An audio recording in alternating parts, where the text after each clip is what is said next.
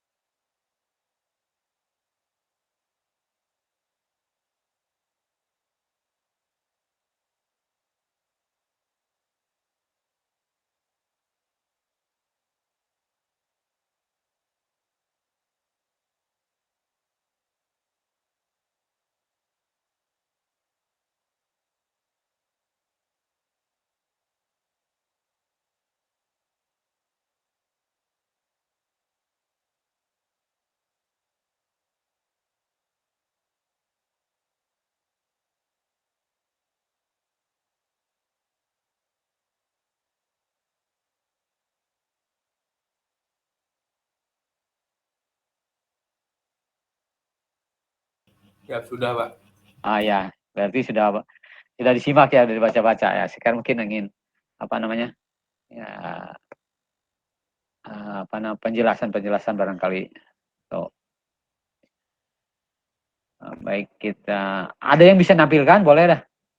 Ada yang bisa bantu saya di slide-nya di. Siapa? Iya, salah satu. Silakan.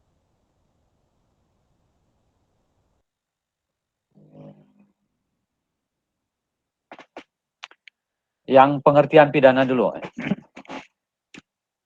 Ya mungkin ini waktunya sekitar jam 9.10 ya. Kita singkat-singkat aja, tetapi saya harapkan apa yang sudah saya kirim ya sudah bisa dibaca.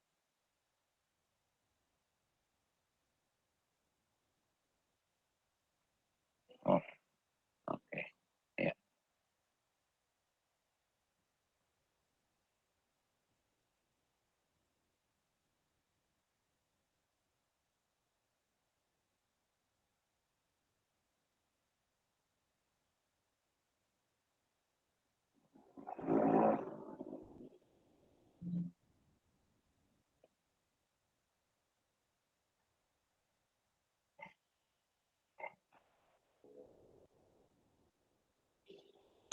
Ya, ada yang mau share?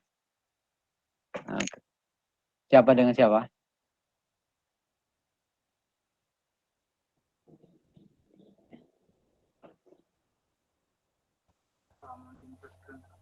Gimana? Ada? Manajemen screen. Ya, oke, baik.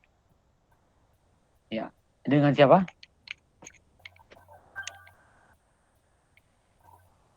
Ya, yang pengertian pidana. Baik, sambil kita nunggu teman kita. Ya, Inlim ya, baik Inlim. Ya, terima kasih. Sebagai pemahaman tambahan dan kita sudah bicara tentang apa undang-undang, peraturan perundangan ya. Jadi pada dasarnya adalah hukum pidana adalah hukum atau peraturan perundangan yang dibuat oleh negara dalam rangka ketertiban ya, dalam rangka ketertiban. Jadi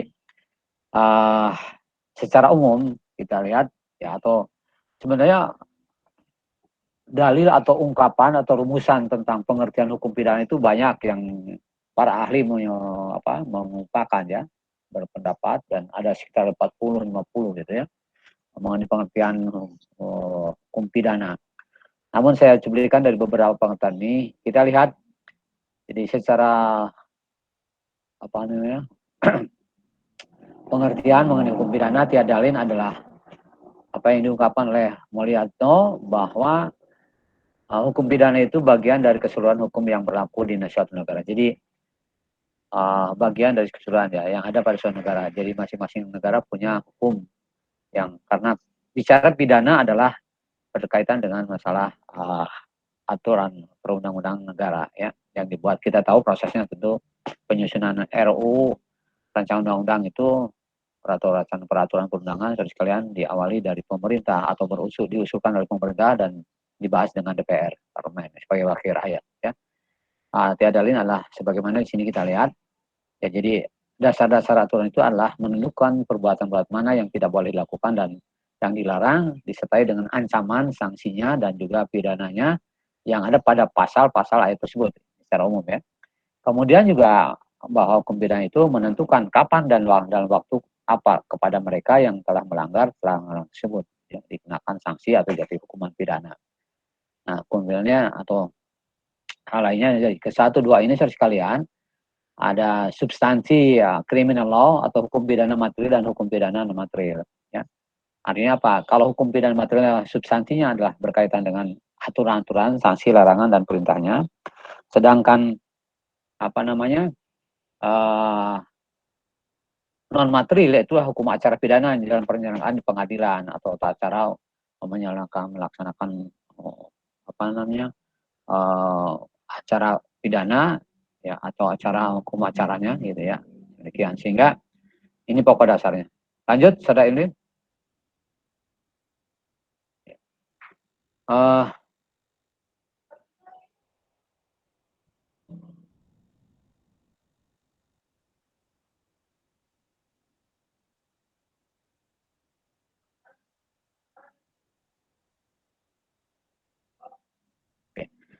Ada pendapat lain juga bahwa hukum pidana itu secara umum, saudara sekalian, adalah semua aturan hukum yang menentukan terhadap perbuatan apa yang harusnya dipidana dan apakah macamnya pidana itu.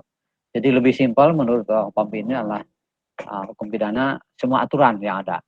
Nah, nanti semua aturan yang ada itu peraturan perundangan yang dibuat tadi oleh pemerintah dan atau kekuasaan penguasa dan juga wakil rakyat ya. Kalau di dalam sistem kita kan kita ketahui hierarki peraturan perundang itu mulai dari Pancasila, Undang Dasar 45, Undang-Undang, Peraturan Pemerintah Pengganti Undang, Kepres, Inpres, kemudian kebijakan teknisnya. Jadi sekup daripada peraturan tadi itu, kalau Pancasila kan norma negara. Kemudian Undang Dasar 45 adalah kebijakan umum. Kemudian kebijakan nasional perundang-undangan dan kemudian pelaksanaan PP, kemudian kebijakan teknis dan seterusnya. Sehingga semua aturan hukum yang menentukan terhadap perbuatan-perbuatan apa yang harus dijatuhi pidana. Nah, tentu dalam undang-undang. Lanjut. Jadi apa macamnya dan kapan macamnya. Nah, kemudian ada pendapat lain juga, saya kira ini bisa disimak bahwa hukum pidana adalah kesemuanya perintah-perintah dan larangan-larangan yang diadakan oleh negara. Jadi diadakan oleh negara. Nah, mungkin di dalam negara itu juga ada aturan-aturan, norma-norma yang dibuat, diledakan dan terpelihara di masyarakat, seperti nilai-nilai norma kehidupan bermasyarakat secara sosial, secara keagamaan juga masih tetap dipelihara. Tapi secara nasional itu adalah undang-undang, ya, peraturan perundangan. Sehingga karena dalam rangka ketertiban untuk penyelenggaraan negara, ya, terhadap hubungannya dengan masyarakat dan lainnya, maka dibuatlah aturan ini dan kemudian ada larangan, ada perintah, ada larangannya dan kemudian ada sanksinya ya atau pidananya. Barang siapa yang tidak mentaatinya ke semuanya aturan tadi itu maka menentukan syarat sebagai akibat hukum itu dan kesemuanya aturan-aturan untuk mengadakan menjatuhi dan menjalankan pidana. Pidana itu bisa beberapa macam, ada mulai dari pidana mati, pidana kurungan dan seterusnya ya. Itu ada perintah-perintahnya dalam undang-undang. Lanjut. Kemudian pendapat lain juga, hukum pidana adalah semua dasar-dasar dan aturan yang diunut oleh suatu negara dalam menjalankan ketertiban hukum.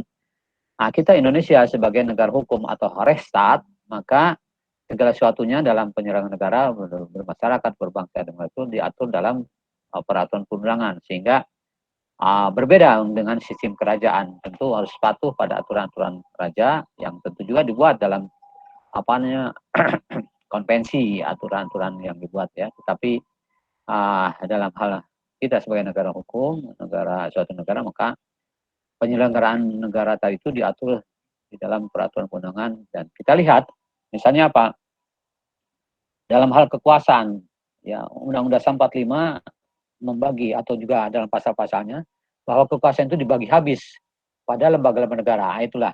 Nah, di masing-masing lembaga negara, lembaga pemerintahan, badan-badan yang melaksanakan tugas dan fungsi, maka ada aturan-aturan ya yang termuat secara fungsional, secara teknis. Misalnya apa? Ya BMKG ya secara teknis fungsional fungsinya, tugas fungsinya, maka menuju kepada aturan, yaitu sebagaimana dalam Undang-Undang 31 2009 tentang MKG, itu kan. Itu kebijakan umumnya ya, kemudian diturunkan lagi dalam peraturan-peraturan di bawahnya secara teknis dan seterusnya. Lanjut. Jadi kita pandangan ini sekalian ini kita akan mengarah kepada pemahaman tentang bagaimana memahami tentang undang-undang tipikor gitu ya. Tapi sebelumnya kita pahami dulu ada undang-undang atau hukum pidana. Nah, tentu ada satu lagi di lain itu ada hukum pidana, ada hukum juga perdata ya. Jadi hukum pidana terkait dengan masalah peraturan perundangan negara. Nah, kita lihat di dalam pembagian hukum pidana juga ada hukum pidana material, hukum pidana pokoknya, substansinya gitu ya. Nah, kemudian hukum pidana formil, hukum acara pidananya, formalitas dalam acara penyelenggaraan misalnya ya siapa yang melanggar dan sebagainya, maka diacarakan di pengadilan untuk diproses atau dalam proses ya, sehingga disebut hukum acara pidana. Jadi hukum acara pidana itu terkait dengan mempidanakannya atau juga proses dalam pelanggar-pelanggar atau juga sanksi-sanksi yang berdasarkan aturan-aturan yang ada. Lanjut. Ini ada sekira lanjut aja, ini ada hubungan. Jadi ilmu hukum pidana itu bisa terkait dengan hukum ilmu lainnya, ya seperti kriminologi, ke kriminalistik, ilmu forensik, psikiatri,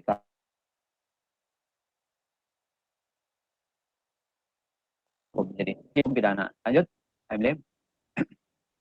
Nah, tentu peraturan perundangan yang begitu banyak ya sejak sebelum kemerdekaan, kemudian setelah kemerdekaan, bagaimana sebenarnya ya sejarahnya? Mungkin ada hubungannya nggak KUHP, Kitab Undang-Undang Hukum Pidana, atau kumpulan ya, kumpulan peraturan perundangan yang dikemas dalam satu kitab ya KUHP.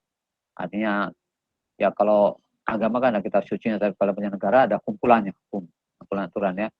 Ada beberapa ini perjalanan sejarah daripada KUHP dan sejarahnya. Lanjut.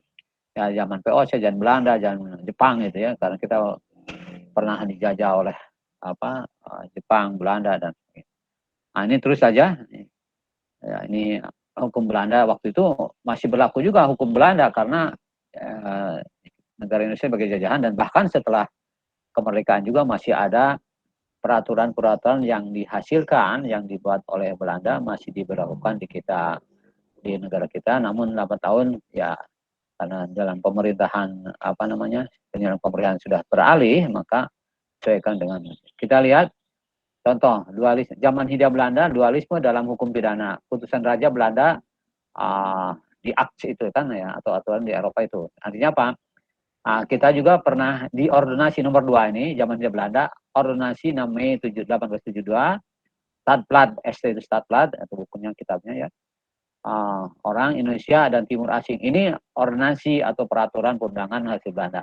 Nah, pada saat itu setelah kita merdeka juga masih berlaku ordonasi hasil Belanda itu, yaitu negara kita lah sebagai negara maritim dengan zonanya ya. Barangkali ingat di luar negara kan zona mulai dari berapa? 12 mil laut. Itu ketetapan di ordonasi 57 tahun 57 ya. Negara maritim kita ini waktu itu dibatasi. Lautnya itu adalah antara Laut Jawa dengan Pulau Jawa dan Pulau Sumatera dengan Pulau Kalimantan itu terpisah di bawah garis ordonasi perairan, sehingga menurut pemerintahan yang itu adalah begitu sulitnya Insinyur Juanda atau Perdana Menteri Juanda waktu itu adalah kemudian mengusulkan agar karena Indonesia sebagai negara kesatuan maka harus dirubah ordonasi, dan kemudian dari 12 mil kemudian jadi 200 sampai dengan zona-zona terus ya, sehingga lebih sebagai suatu Nusantara, sebagai negara satu kesatuan, maka ordonansi itu adalah digantikan karena sudah beralih pemerintahan kita. Lanjut. Jadi ini beberapa zaman Hindia Belanda terkait dengan hukum pidana ya. Zaman Jepang juga demikian, masih berlaku Samusrei tahun 42, berlaku 7342, hukum pidana formil mengalami banyak perubahan. Jadi ini sejarah tentang hukum pidana. Lanjut saja. Ya. Lanjut terus. Kita lihat di jalan kemerdekaan. Ya, ini sudah kemerdekaan kita. Namun dari sejarah tadi itu hukum-hukum pidana yang berlaku di negara kita masih ada juga tersisa ya tadi. Dan Undang-Undang 45 pasal 2 aturan peralihan. Jadi setelah beralihnya pemerintahan Indonesia merdeka dan kemudian diselenggarakan sedemikian rupa berdasarkan Undang-Undang 45, segala badan negara dan peraturan yang ada masih berlaku selama belum diadakan yang baru menurut undang-undang ini. Jadi peralihan gitu ya, seperti saya sebutkan tadi, ordonasi 57, ordonasi tentang maritim itu kan 45 ke 57 kan lumayan 10 tahun itu ya, tapi masih berlaku tentang, oleh karena itu ada perubahan ya. Baik, lanjut. Nah ini jika bakalnya, dan beberapa hal jalan kemerdekaan tentang pidana, Undang-Undang 146 penegasan tentang hukum pidana yang berlaku di Indonesia sudah mulai pemberlakuan hukum pidana ya. Kemudian turunannya ada juga PP nomor 846 berlaku di Sumatera secara wilayah gitu ya. Nah, kemudian Undang nomor 73 58 Undang-Undang tentang menyatakan berlakunya Undang-Undang Nomor 1 tahun 1946 tentang peraturan hukum pidana untuk seluruh wilayah Indonesia. Jadi terus berubah penyempurnaan tentang hukum peraturan perundangan yang ada di kita yang dibuat oleh bangsa kita, negara kita. Lanjut. Nah, kita akan mengarah nantinya sekalian kepada peraturan perundangan yang terkait dengan undang-undang tindak pidana korupsi. Namun kita lihat di dalam sumber-sumber hukum pidana Indonesia, ingat tadi ada KUHP, ya sejarahnya, perjalanannya. KUHP itu adalah singkatan dari Kitab Undang-Undang Hukum Pidana yang isinya berserta undang-undang yang merubah, artinya apa? Rentetan kumpulan undang-undang dalam penyiaran negara, baik yang atau setelah ada setelah kemerdekaan itu di KUHP-nya kita. Nah, kemudian termasuk juga artinya apa? Kalau misalnya di dalam KUHP ada pasal-pasal yang dirubah, itu harus juga undang-undang, ya, yang merubah dan menambahnya. Artinya apa? Dalam menambah dan mengurangi, yang menambah dan merubah KUHP, karena KUHP itu dibentuk dengan undang-undang tentang KUHP. Kemudian apabila ada pasal-pasal yang ada dalam KUHP juga dirubah, maka harus juga dengan undang-undang gitu. Artinya apa? Undang-undang tidak bisa dirubah dengan PP, peraturan pemerintah, tapi undang-undang dirubah dengan undang-undang gitu ya. Nah, levelnya begitu. Nah, namun berbeda dengan misalnya Undang-Undang Dasar 45 kalau pokok-pokok dasar itu perubahannya amandemennya pada saat sidang majelis MPR gitu ya. Tuh. Ya kita ketahui majelis MPR terdiri dari apa? DPRD, DPR, kemudian DPD dan juga majelis tadi itu sendiri ya. Artinya karena ada sekarang ada DPD Dewan Perwakilan Daerah DPD ya. Nah, kemudian undang pidana di luar KUHP ada juga ketentuan pidana di dalam peraturan perundangan yang lanjut. Jadi ini sumber hukum pidana di Indonesia ada beberapa ya. Nah, di dalam KUHP itu kan kumpulan undang-undang gitu ya. Ada buku 1, buku 2, buku 3 yang isinya buku 1 ketentuan umum, buku 2 kejahatan tentang kejahatan, nah buku 3 pelanggaran. Artinya apa? Nah, nanti di dalam Undang-Undang 3199 tentang tentang tindak pidana korupsi di dalam KUHP juga ada. Namun disebut bahwa Undang-Undang Tipikor itu adalah undang-undang khusus. Ya, artinya manakala dalam menegakkannya itu ada pelanggaran-pelanggaran juga bisa merujuk kepada pasal-pasal yang ada di KUHP maupun juga ada di undang-undang itu sendiri, ya di undang-undang Tipikor. Lanjut. Beberapa undang yang merubah dan menambah KUHP ini banyak sekali, beberapa kali ini ya. Ada 1, 2, 3, 4, 5 yang pernah undang-undang merubah KUHP ya. Jadi dan ini akan terus berjalan juga gitu ya. Karena apa? KUHP itu kumpulan, nanti manakala ada peraturan perundangan yang baru pasti dimasukkan juga di KUHP ya, atau undang-undang. Nah, sekarang misalnya saat ini sedang rancangan undang-undang yang masuk dalam program regulasi nasional ya tentang KDRT, kemudian juga beberapa lah undang-undang yang mau dibahas dalam program nasional oleh DPR dan pemerintah sekalian. Tentu terkait karena kita atau negara atau memerlukan atau membuat peraturan itu dirasa atau sesuai dengan kondisi dan keperluannya gitu ya. Lanjut. Ya, beberapa undang-undang yang merubah dan menambah undang-undang KUHP yang kedua tuh masih ada lagi itu. Seperti ada Undang-Undang Nomor 1 PNMS 65 tambahan pasal 16A. Ya. Tambahan sanksi untuk judi menjadi 10 juta dan denda 25 juta. Undang-Undang 76 ya. Kemudian juga Undang-Undang Kejahatan Penerbangan, Undang-Undang menghapus pasal-pasal tentang korupsi dan KUHP. Nah, ini Undang 2021 ya, Undang-Undang yang bawah ini, Undang-Undang Nomor 2021 menghapus pasal-pasal tentang korupsi dari KUHP ya. Jadi itu adalah merubah tentang Undang-Undang 3199 ya. Lanjut. Pembaharuan hukum pidana, hukum pidana nasional sejarah penyelesaian. Saya kira lanjut saja nih ya. Jadi ini perjalanannya. Oke. Undang pidana di luar KUHP, undang-undang anti supresi. Nah, ini disebut undang-undang pidana di luar KUHP, tapi juga ada sanksi pidananya. seperti Undang-Undang Anti Subversi, Undang Nomor 11 PNPS 63 sudah dihapus ya. Undang-Undang Pemberantasan Tindak Pidana Korupsi TPK Korupsi Nomor 2021 Junto Undang-Undang 31. Nah, ini yang mungkin kita akan bahas nanti di paparan berikutnya. Undang-Undang Tindak Pidana Ekonomi, Undang-Undang Nomor 7 DRT garis miring DRT itu darurat ya, garis miring 1955. Kemudian Perpu Undang-Undang 15 tentang anti terorisme, Undang-Undang money laundering dan seterusnya. Jadi ini perjalanannya undang-undang pidana di luar KUHP ya. Artinya bicara tentang pidana kan tentang peraturan perundangan negara yang dibuat demikian rupa. Nah, nanti ada kategori khusus dan juga secara umum. Baik, lanjut. Nah, ada beberapa contoh undang-undang non pidana yang memuat sanksi pidana. Nah, pidana itu nespapa ya, atau penerapan sanksinya pada pelanggar gitu ya. Nah, misalnya apa? Contoh undang-undang non pidana seperti itu ada undang-undang lingkungan hidup ya. Undang-undang lingkungan itu misalnya apa? Ada mungkin korporat, perusahaan atau juga perorangan yang melimbah atau dalam aturan tentang undang lingkungan membuang limbah sembarangan, limbah berbahaya, limbah B1, B2 artinya apa? Yang bahan-bahan berbahaya itu ya. B2 bahan-bahan berbahaya atau yang lainnya dikenakan sanksi lingkungannya. Ini bisa dikenakan dengan undang lingkungan. Nah, tentu di sana ada pasal-pasal dan seterusnya.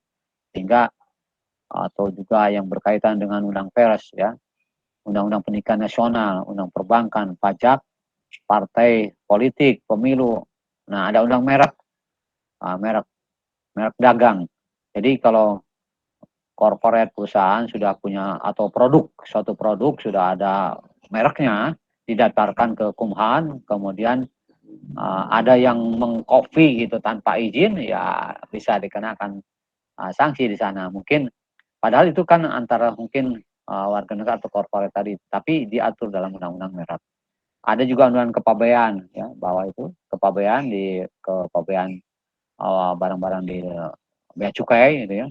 Kemudian ada undang pasar modal, dan masih banyak. Artinya apa? Non pidana ini kan teknis atau berkaitan dengan fungsi-fungsi yang lain di luar non pidana, tapi mereka kalau melanggar dari aturan ini kena sanksi pidana nestapa, karena dia harus dihukum, harus didenda gitu maksudnya. Ya, lanjut, Lim. Nah, baik kita.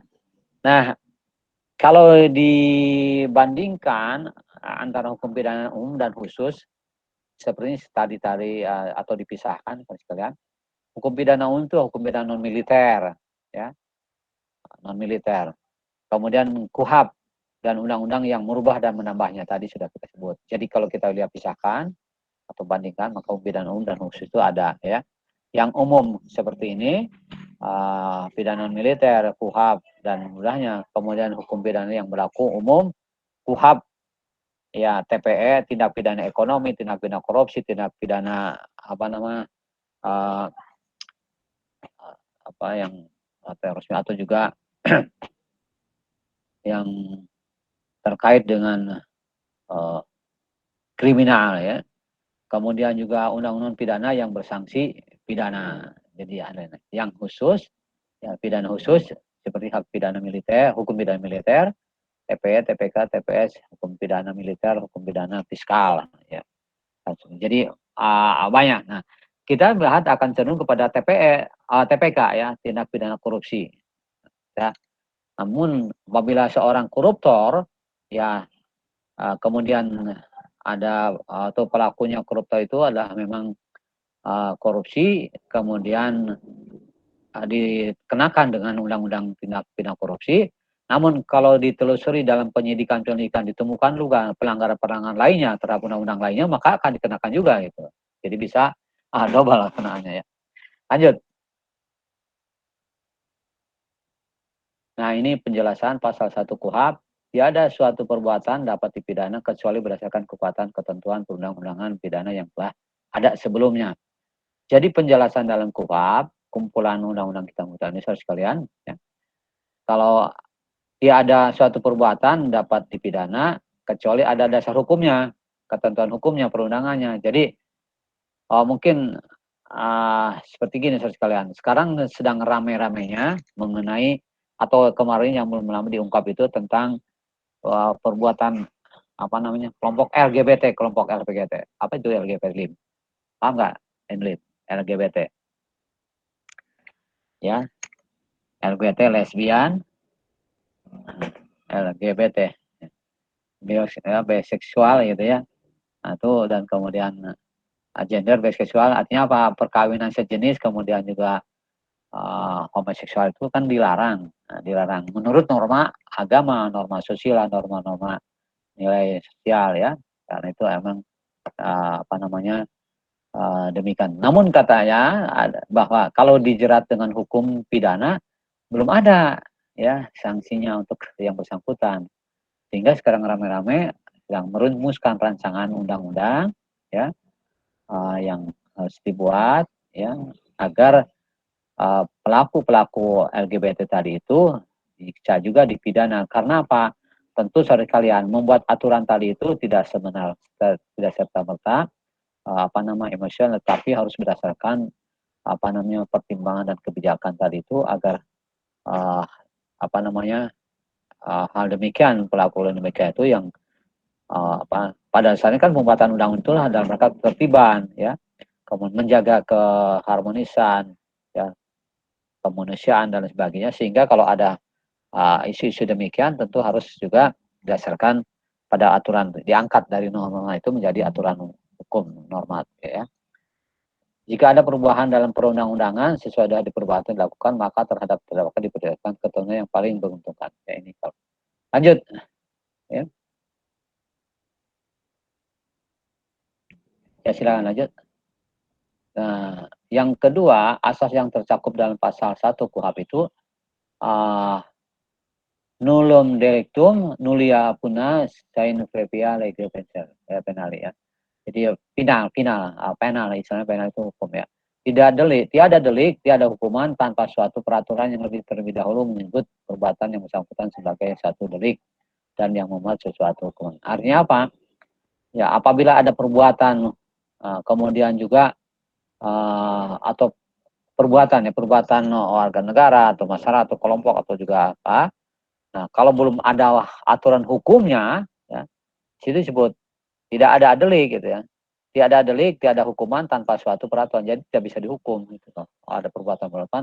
Nah, mungkin adanya adalah dia hukuman sosial, hukuman norma atau hukuman nilai-nilai moral sosial keagamaan ya. Namun saudara sekalian, kita sebagai negara hukum adalah apa yang pokoknya dasarnya lah untuk menjaga ketertiban dan juga keharmonisan masyarakat dalam suatu negara yang demokrasi Pancasila ini tentu demikian ya. Nah, ada hal lain tentu saudara sekalian dalam aturan-aturan hukum ini, misalnya apa? Ada daerah yang punya milikan kekhususan.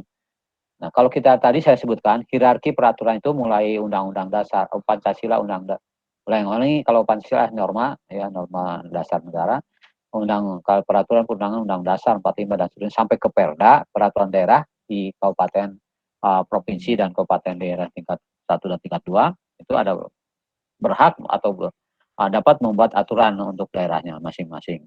Nah, ada salah satu kekhususan daerah, misalnya apa? Nangre Aceh Darussalam ya. Ada teman kita di kelas A ini dari Aceh nggak ada nggak? Ada nggak? Nggak ada ya. Ya di Aceh itu ada juga aturan daerah ya syariah ya, syariah aturan yang disebut dengan kanun ya. Artinya apa? Itu aturan daerah. Aceh kan bagian dari Indonesia, dia berlaku juga hukum nasional itu, peraturan perundang-undangan nasional dalam undang-undang ya ada. Tapi mungkin daerah itu dengan berdasarkan undang-undang juga ya, daerah memiliki peraturan daerah setempat untuk mengatur atau menjaga ketertiban dan sebagainya sesuai dengan norma yang ada daerah itu ya. Nah, di sana dibuatkan konun ya. Contoh misalnya di Aceh itu, barangkali yang sudah pergi ke Aceh, yang saya pernah ke sana itu, ya di daerah wisata bicara wisata kan umum itu ya, secara umum. Nah, silakan saja didatangi oleh semua yang berkenan menyaksikan keindahan melalui area atau juga zona-zona wisata yang atau tempat-tempat wisata yang demikian. Namun di situ ada aturan, ya. Mereka di Aceh itu seperti di pantai ditulis itu, ya. Ada larangan, kemudian juga disebutkan sanksinya. Misalnya dilarang berkumpul berwisata di situ laki-laki dan perempuan kalau bukan muhrim gitu. Itu ada. Ya. Jadi mungkin wisatanya di sana ya kelompok laki-laki kalau berteman itu bisa di sana. Tapi kalau dia sudah berumah tangga, keluarga itu ya keluarga silakan saja itu satu muhrim. Tapi kalau bukan muhrimnya, artinya berdua-duaan laki dan perempuan yang bukan suami istri, yang bukan pacaran lah itu dilarang sana. Ya, saya kira di tempat lain juga norma sosial, norma agama dilarang juga gitu ya. Tapi kalau di sana tertulis gitu. Ya, kalau bukan muhrim. Itu salah satu contoh yang berlaku juga tentang hukum aturan di sana. Lalu sanksinya pidana. Kalau pidana kan negara. Nah, sanksi tentu artinya norma di sana, pelanggar-pelanggar tadi dikenakan sanksi atau dihukum secara norma yang berlaku dalam secara norma nilai-nilai keagamaan ya. Ada di cambuk gitu ya, ada seterusnya. Saya kira ini salah satu contoh ya. Lanjut sekalian, ini silakan. Dan waktunya sudah hampir. Baik. Ini beberapa dalam asas pasal 1 ayat 1 bab. Saya kira ini asas-asas dalam KUHP. Saya kira ada asas legalitas, larangan, asas larangan penggunaan. Langsung saja. Ya. Asal larangan berlaku surut undang-undang pidana berjalan ke depan dan tidak ke belakang. Artinya apa? Kalau kejadiannya yang telah lampau, ya kasusnya telah lampau, tapi undang-undangnya baru muncul gitu ya, itu tidak bisa ditarik ke depan gitu ya. Undang-undang pidana berjalan ke depan dan tidak ke belakang, jadi ke depan ya. Baik, lanjut. Ya, larangan berlaku surut dan pengecualiannya dalam berbagai ketentuan nasional 45, internasional pasal 2 ICCPR. Ini akan terkait dengan internasional aturan ICCPR ya. Baik. Lanjut. Pasal 281 Undang-Undang 45, 28I maksudnya. Hak untuk tidak dituntut atas dasar hukum yang berlaku surut adalah hak asasi manusia yang tidak dapat dikurangi dalam keadaan apapun. Jadi kalau ada kasus sudah terlewati, sudah jauh gitu ya, Undang-Undang 45 ini kan dijelaskan. Khususnya terkait dengan kasus hak asasi manusia tidak dapat dikurangi dalam keadaan apapun. Lanjut. Ini ada undang-undang HAM-nya, Undang-Undang 3999. Ini berdekatan dengan Undang Tipikor ya. Undang Tipikor 3199 setelah reformasi ya, muncul HAM. Ya, kita lihat, setiap orang tidak boleh dituntut untuk dihukum atau dijatuhi pidana kecuali berdasarkan suatu peraturan perundangan yang sudah ada sebelum tindak pidana itu dilakukan. Jadi barangkali kasusnya sudah jauh-jauh ya, sebelum 99 ini ada, tapi juga yang digunakannya bukan undang-undang, artinya apa? Sanksinya bukan dengan undang-undang ini, atau kalau dia melanggar disanksikan, dipidana bukan dengan undang-undang ini, tapi undang-undang yang saat itu berlaku pada saat itu, gitu, ya, atau peraturan pada saat itu. Ya, lanjut. Pengadilan HAM berlaku surut ini ada semacam penjelasan ya. Pelanggaran hak asasi manusia yang berat yang terjadi sebelum undang-undang ini diperiksa dan diputus oleh pengadilan HAM Edward. Jadi ini penegasan mengakomodir sekalian pada saat kasus atau juga kasus HAM tersebut ya, pada saat itu sebelum undang-undang HAM ini, undang-undang pengadilan HAM ya, ini ada sekalian ya, kita bicara tentang HAM itu kan hak asasi manusia, hak akun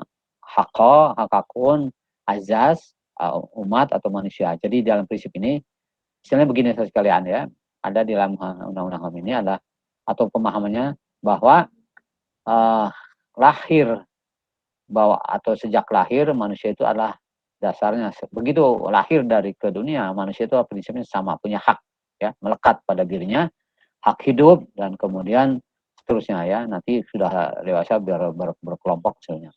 Nah kemudian kalau kita lihat dan bahwa yang ia lahir dan mati itu manusia itu kan adalah kehendak Tuhan atau juga kuasanya Tuhan yang Maha Esa gitu ya. Namun di dalam pemahaman HAM itu sekalian manakala ia lahir dengan hak-hak yang sama dengan yang lain, entah lahirnya di mana, atas perbuatan orang tuanya atau ayah ibunya mungkin yang berbeda dan sebagainya, tetapi ia lahir sebagai manusia, nah, kan ada istilah begini sekalian. Sepanjang ia adalah lahir manusia atau manusia adalah orang, tapi orang belum tentu manusia karena juga ada orang hutan gitu, gitu ya. Itu sebenarnya ya. Artinya apa? Dia lahir di mana di muka bumi ini, ia punya hak yang sama dengan yang lain, ya. Yang lainnya sama, ya. Terusnya, ya kalau kita bicara tentang hak, misalnya diakomodir dalam Undang-Undang 45 ada hak mendapatkan pekerjaan kalau sudah dewasa kan, hak hidup yang layak, hak mendapat pekerjaan, hak mendapat pendidikan, nah banyak ya, ada 16 gitu ya, dan seterusnya. Nah artinya begini sekalian, sebelum undang-undang ini, undang tentang pengadilan HAM, lembaganya maksudnya itu ya. Nah, itu adalah dibuatlah untuk mengadili para pelanggar HAM tadi itu dengan dibentuknya pengadilan ad hoc. Apa ad hoc itu sekalian adalah tentu dibuat dengan keputusan presiden, satu tim pengadilan ya mungkin sementara karena apa? Ya pengadilan lembaganya belum ada, tapi ini ada kasus ini harus diselesaikan, maka dibentuklah dengan namanya sistem atau pengadilan ad hoc. Itu gabungan ad hoc. Mungkin kalau ada dari berbagai jaksa penuntut itu adalah berbagai hakimnya itu adalah dari berbagai kalangan gitu ya. Ya, tapi dibentuk diangkat dengan surat keputusan ya. Kita lihat sini pengadilan HAM ad hoc di sebagaimana dimaksud dalam ayat 1 di atas. Ya, usul DPR Indonesia berdasarkan peristiwa ketentunya dengan keputusan presidennya bisa ditetapkan presiden. Nah, kalau pembentukan lembaga pengadilan kan dengan undang-undang kan lebih tinggi ya, kan lebih luas. Gitu. Tapi karena ini adalah belum ada pengadilan maka secara sementara dibentuklah dengan SK itu. Ya. Nah, ini dalam penjelasan pasal 43 juga demikian. Baik, lanjut. Undang-undang anti terorisme dan putusan MK. Jadi begini sekalian, MK membatalkan ketentuan berlaku surut dalam undang-undang anti terorisme dan karena bertentangan dengan ini perjalanan satu undang-undang. Namun ada yang disebut dengan undang khusus. Nanti kita lihat lanjutnya. Ya. Lanjut Anim. Penafsiran autentikasi ekstensif kira lanjut saja ini hubungannya ya penafsiran analisis terhadap beberapa pendapat kami ada Utrecht ini sarjana hukum yang populer ya pendapatnya. Baik, lanjut. Kira ini beberapa pendapat penafsiran ekstensif analisis ya, dan beberapa tafsiran ya. Lanjut.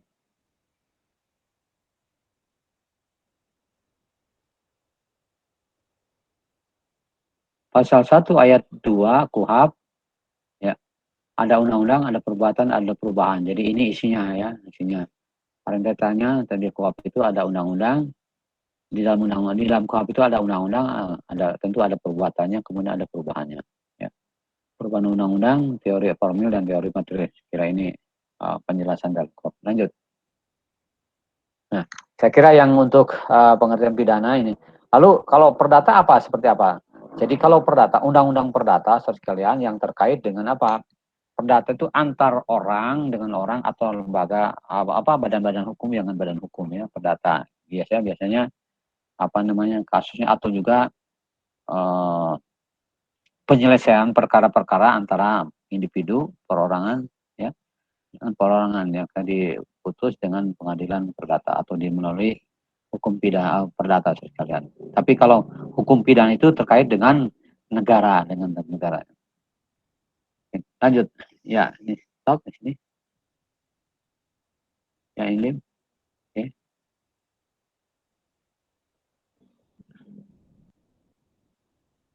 Ya, untuk pengertian delik sosial nanti kita akan lebih banyak lagi di pertemuan berikutnya.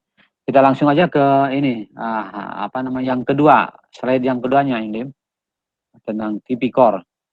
Nah, itu yang akan kita banyak soroti tindak pidana korupsi ini. Di slide PPT yang dua yang tindak pidana korupsi.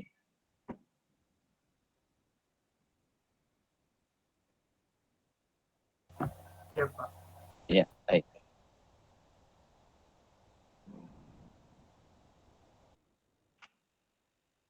Abjam Muhyiddin kemana nih di luar sekolah?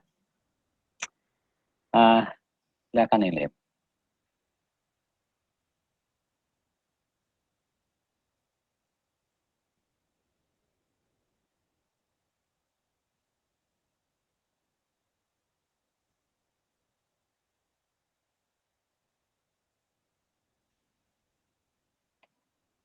Ya. Ya, ini saya ambilkan dari tulisannya ahli Dr. Jipa. Ya.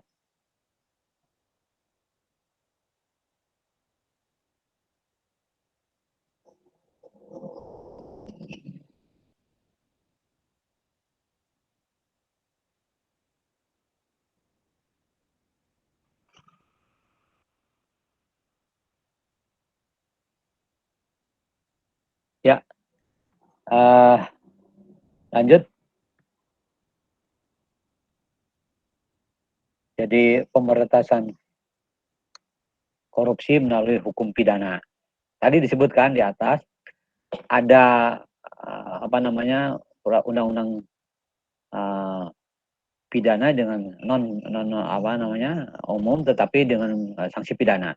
Kita lihat pendapat atau paparan dari Dr. Trisno Rahajo ini, ya. Rumusan tindak pidana korupsi ini Undang-Undang 3199 sekalian. Nah, terus lanjut saja. Ada sebagaimana kita ketahui dalam Undang-Undang 31 ada 7 bentuk, ya. 7 bentuk korupsi, mulai dari kerugian keuangan negara, suap menyuap, sampai dengan gratifikasi, ya. Itu lanjut. Nah, ini yang 30 bentuk jenis TPK. Dari 7 tadi itu bisa menjadi 30 bentuknya jenisnya, ya.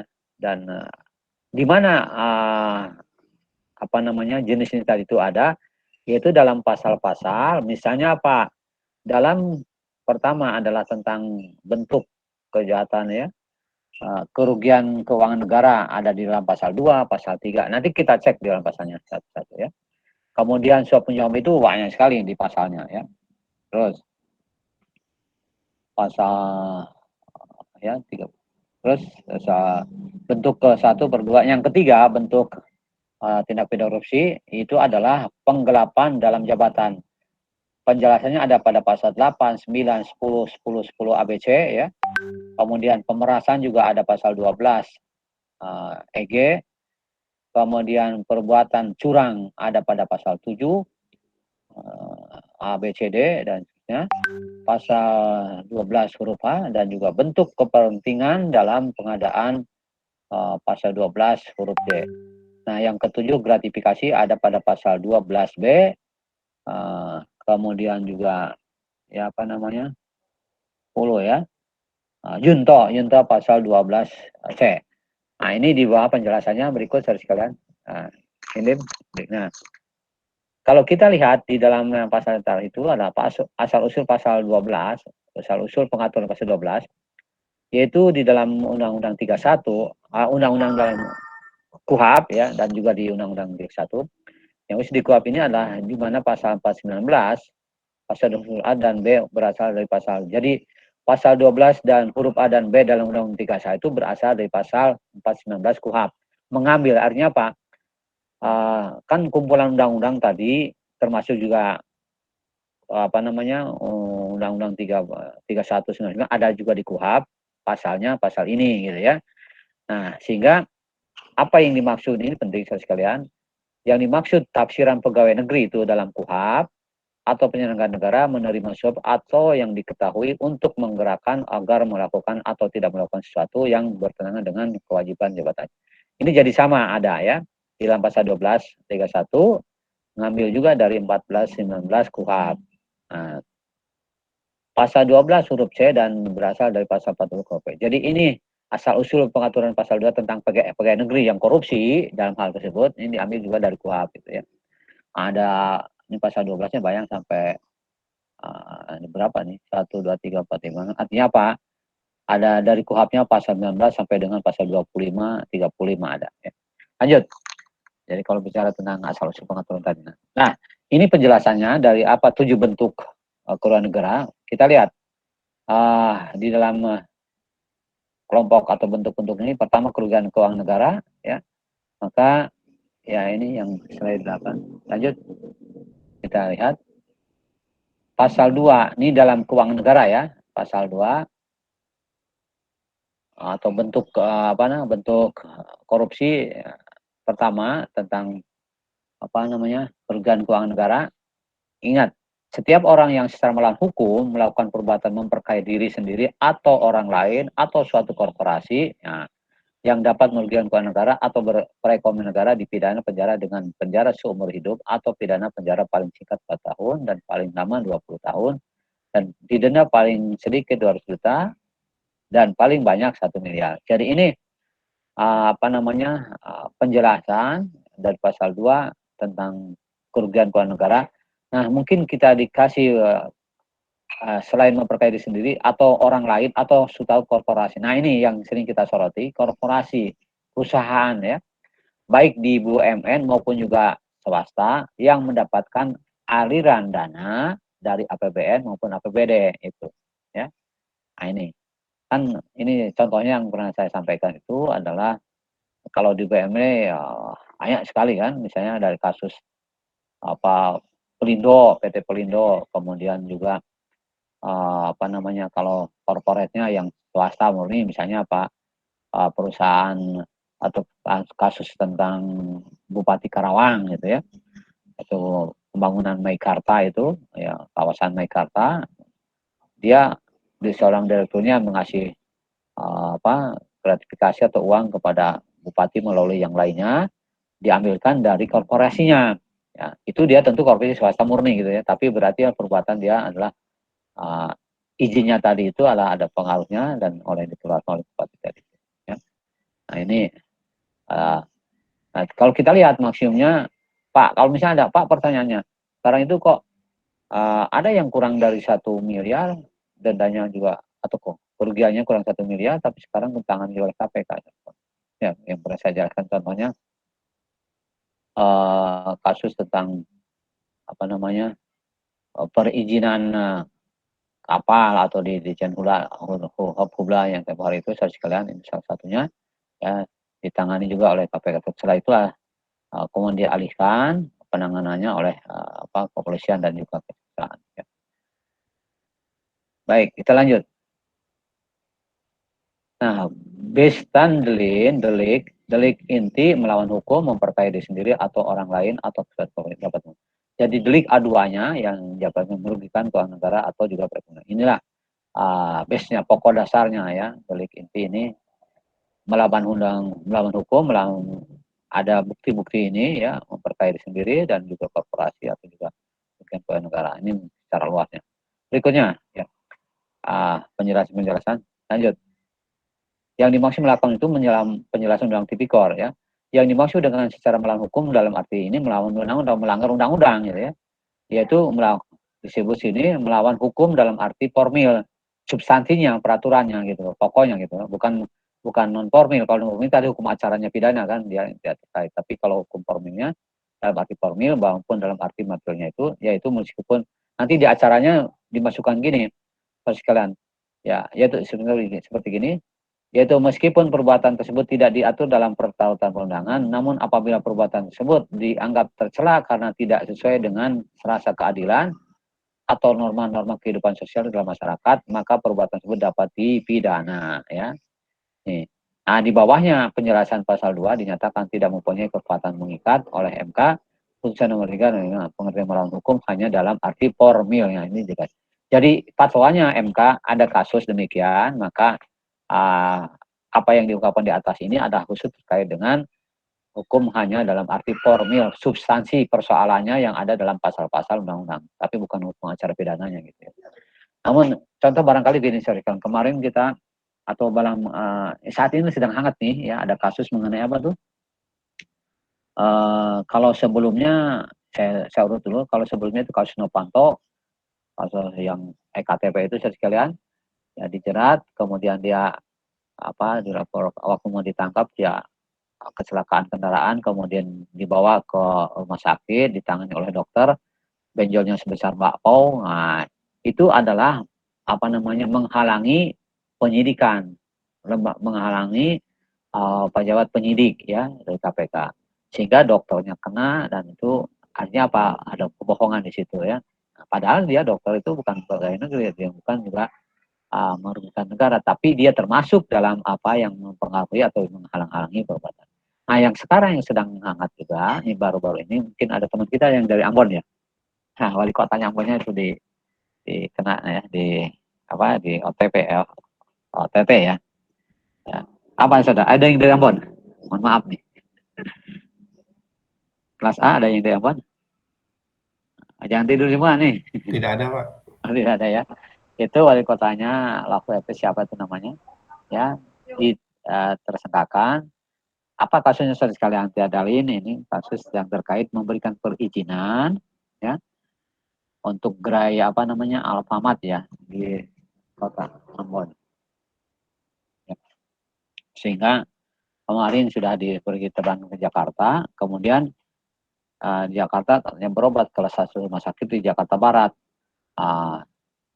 sakit sehingga tidak menghadiri pemanggilan. Nah, ini sedang dicek kebenarannya. Menurut press release-nya kemarin dari KPK ya. Lanjut. Ini beberapa apa yang masih melawan hukum ya, khususnya. Lanjut silakan. Indip. Kita waktu sampai habis. Nah, dapat merugikan negara, kemudian juga kata dapat merugikan, kata dapat menjadi tindak pidana korupsi sebagai delik formil. Jadi tafsiran ini dapat merugikan, apa sih istilahnya dapat ya? Menjadikan tindak pidana korupsi sebagai delik. Jadi kata dapat baru merupakan asumsi atau potensi yang belum tentu terjadi dan mungkin tidak terjadi. Bandingkan Undang 1 2004 dan sekali ini penjelasan dalam program. Dapat merugikan keuangan negara dengan pihak-pihak ketiga. Ya. Tapi kalau yang kasus wali kota Ambon itu adalah gratifikasi ya. Ya, lanjut. Nah, ini ada putusan MK untuk kata dapat. Jadi tafsiran pemahaman tentang kata dapat dalam undang-undang tadi harus juga sama tafsirannya. Kita lihat ada putusan MK nomor sekian ya. Apa yang dimaksud dengan dapat? Satu, nyata-nyata merugikan negara. Dua, memungkinkan dapat menimbulkan kerugian. Memungkinkan kalimatnya, dapat juga itu. Belum nyata terjadi, namun mempertimbangkan keadaan khusus dan konkret di sekitar peristiwa. Secara logis suatu akibat kerugian negara akhiran terjadi. Jadi ini dugaan-dugaan yang memang dapat memperkuat ya untuk kata-kata ini.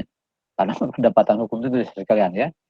Ya, di dalam kalimat tafsir itu jangan sampai mungkin para ahli hukum dalam hal ini perbedaan tafsirnya itu kalimat-kalimat ini harus diperjelas. Maka ini seperti ada juga putusan MK untuk kata dapat ya. Faktor kerugian yang bawah ini kata dapat hanya sebagai persoalan pelaksanaan dalam praktek oleh aparat penegak hukum dan bukan menyangkut konstitusionalitas norma. Jadi, ini putusan MK. Artinya apa? Kalau ada kasus-kasus yang terkait dengan tafsiran pada pasal-pasal tersebut, keuangan negara, maka harus dipahami ini sehingga atau merujuk kepada pedoman-pedoman yang ada ini. Lanjut. Nah, ini kalau kita lihat dalam bentuk kerugian negara ada banyak dalam pasal-pasalnya nih ya. Silakan saya dibaca saya. Ya, lanjut ya. Terus penjelasan pasal 2 ayat 1 Undang 31 99 dan nah ini ada perubahan, mungkin sedikit kita kupas ya. Undang-Undang 3199 tentang Tipikor kan, ayat 2 yang dimaksud dengan keadaan tertentu. Nah, ini yang pemberatan ya. Nah, kemudian dirubah atau direvisi dengan Undang 20 tahun 2001 ya. Yang dimaksud dengan keadaan tertentu dalam ketentuan ini dimaksudkan sebagai pemberatan bagi pelaku tindak pidana korupsi apabila tindak pidana tersebut dilakukan pada waktu negara dalam keadaan bahaya. Nah, ini kemarin mungkin itu juga sudah kita bahas ya. Misalnya dalam keadaan pandemi gini dikorupsi, nah dalam keadaan tertentu seperti ini ya, itu mestinya ada pemberatan. Dulu Kementerian Sosial itu atau ex Kementerian Sosial itu mestinya ada yang menganjurkan hukuman berat, tambah hukuman berat, yang maksimal hukuman mati. Ya. Tapi begitu di pengadilan ya berbeda ya argumentasinya. Ya.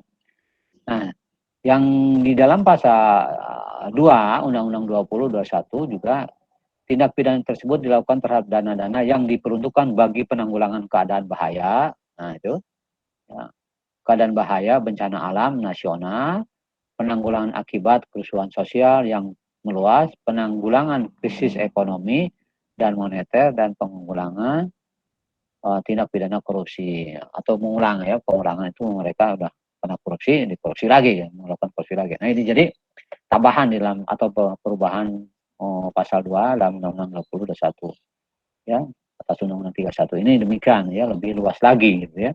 Jadi ini kalau kita memahami ini saudara sekalian ya, pemberatan dalam kondisi yang demikian ya, kemudian tambahan dirubah lagi dalam Undang-Undang 21 ya, diperberat atau diperluas ya cakupannya mengenai apa yang dimaksud dengan tindak pidana tersebut dalam keadaan tertentu ini ya.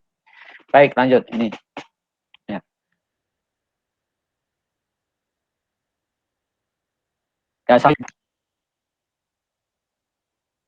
Pasal 3, setiap orang yang dengan tujuan menguntungkan diri sendiri atau orang lain atau suatu korporasi menggunakan kesempatan. Nah, ini silakan dibaca. Saya ingat jadi Undang-Undang Tipikor 31 junto Undang 20 dari 1 sekalian ini pasal-pasal atau isi dari pasal-pasal dan ayat itulah terkait dengan masalah 7 bentuk tidak korupsi, dan ada 30 unsur yang masuk dalam sini. Lanjut ini. Siap Pak. Mohon izin Pak. Sebelumnya maaf. Waktunya habis. Siap Pak. Ya baik. Ya. Ya baik. Saya khawatir juga kalian mungkin ada lanjutan kuliah di tempat lainnya. Saya kira demikian, Saudara Imrim. Kita kembalikan ke layar lebar. Ya. Baik. Ya. Sebelum ini sebelum saya tutup, ya. Silakan untuk absensi karena di SIMAS itu kan belum dirubah ya. Silakan ditulis aja di WA Group nomor absen, nama lengkap, dan juga asal daerah. Nanti saya input di SIMAS ya. Oke, silakan. Nah, sebelum saya tutup, silakan difoto dulu. Semit Pak Pahan dari mana nih?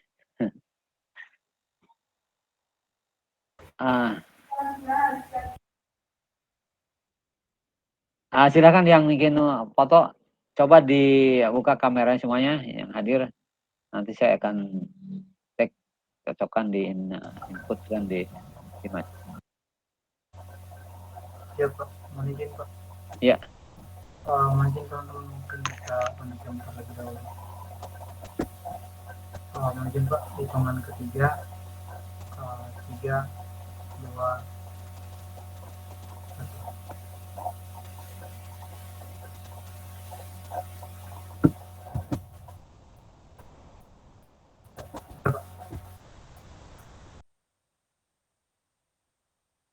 Baik, saudara sekalian, saya ucapkan terima kasih atas kehadirannya dan partisipasinya, dan terima kasih Saudara Imrim ya atas supportnya, bantuan untuk penyajian ini.